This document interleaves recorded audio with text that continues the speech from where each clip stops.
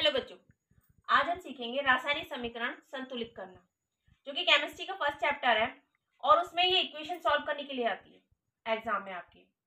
Hydrogen के दो परमाणु है, नाइट्रोजन के दो परमाणु है इस साइड में, और दूसरी साइड जाके नाइट्रोजन का एक बन गया और हाइड्रोजन के तीन बन गए।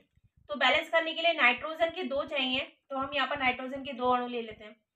अब देखिए आप कि दो तीन कितने हो गए, छह हो गए, हाइड्रोजन के छह अणु हो गए, और यहाँ कितने दो हैं, तो इसको तीन और ले लेंगे तो तीन दूनी छह अणु हो जाएंगे। छह अणु हाइड्रोजन के, दो अणु नाइट्रोजन के, तब हमारे बैलेंस हो गया कि दो नाइट्रोजन के बनने और दो तीन छह हाइड्रोजन के अणु। तो ये इक्वेशन सॉल्व हो गई है। सेकेंड इक्वेशन में आया कि BaCl2 Al2 SO4 का होल थ्राइस आपका बन रहा है AlCl3 BaSO4।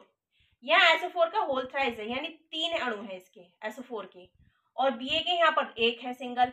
लेकिन यहाँ पर जाके आप देखिए कि फर्स्ट देख लेते हैं Al के।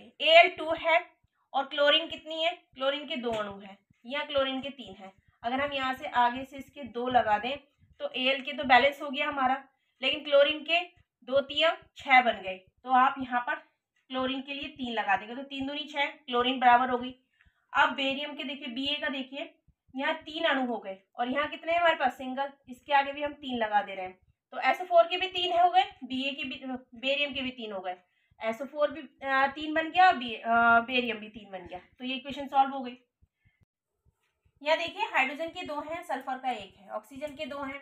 यहाँ देखिए सल्फर अकेला है, दो ऑक्सीजन है, दो हाइड्रोजन है और एक ऑक्सीजन है। ऑक्सीजन इस साइड देखिए तो ऑक्सीजन के दो अणु हैं, इस साइड देखिए तो दो और एक तीन हो गए, तो ये बैलेंस नहीं है। सल्फर यहाँ अकेला है, यहाँ भी अकेला बैलेंस है, लेकिन ये हाइड्रोजन यहाँ भी एक दो है, यहाँ पर भी दो है, ये बैलेंस है।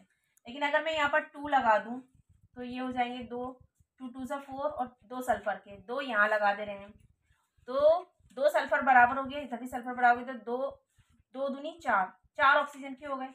यहाँ ऑक्सीजन केवल दो है, और यहाँ पर अगर हम दो लगा दें तो हाइड्रोजन भी बराबर हो जाएगा, दो दूनी चार और दो दूनी चार।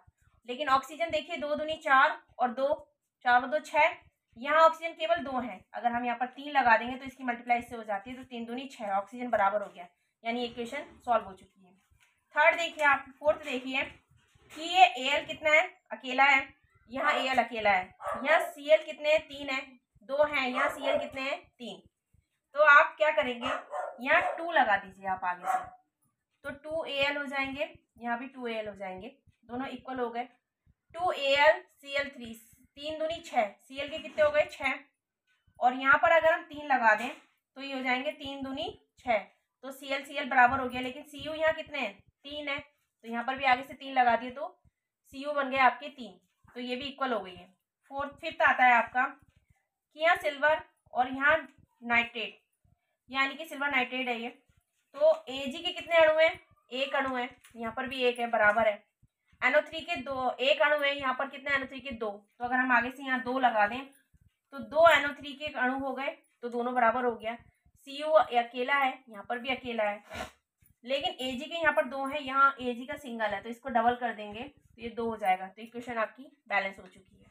इस तरह की नेक्स्ट में अगर आपको कुछ भी प्रॉब्लम आ रही है तो वैसे नेक्स्ट वीडियो में आप सॉल्व करने की कोशिश करूंगी, वो आप मुझे बता देना। Okay, thank you.